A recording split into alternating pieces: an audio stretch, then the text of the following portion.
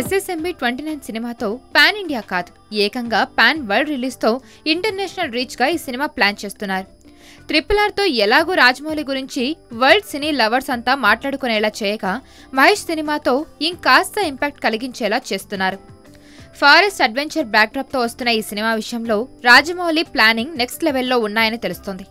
Rajamouli cinema కోసం మహేష్ దాదాపు 3 ఏళ్ల పాటు డేట్స్ ఇచ్చినట్టు తెలుస్తోంది. మహేష్ ఈ సినిమా పూర్తి చేశాక నెక్స్ట్ ఎవరితో చేస్తాడన్న డిస్కషన్ మొదలయ్యాయి. రాజమౌళితో సినిమా చేశాక ఆ హీరోల క్రేజ్ ఏంటన్నది తెలిసిందే. ఖచ్చితంగా మహేష్ పై జక్కన్న సినిమా ఇంపాక్ట్ ఉంటుంది. అయితే రాజమౌళితో సినిమా తర్వాత మళ్లీ మహేష్ గురూజీతోనే సినిమా చేసే ప్లానింగ్ తో ఉన్నట్టు తెలుస్తోంది.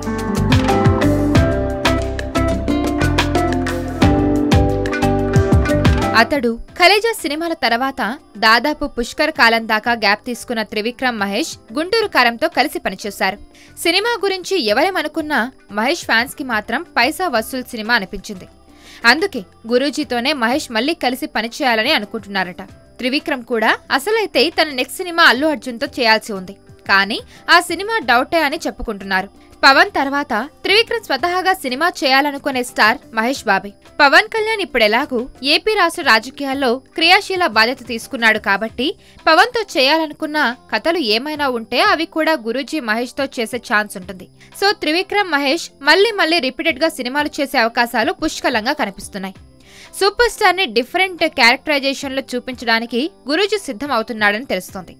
హ్యాట్రిక్ సినిమాల తర్వాత మహేష్ తో త్రివిక్రమ్ ఎలాంటి కథతో వస్తాడు, అది కూడా రాజమౌళి సినిమా తర్వాత ప్రాజెక్ట్ అంటే ఎలా ఉంటుంది అనేది తెలుసుకునేందుకు ఇంకా చాలా టైం ఉంది.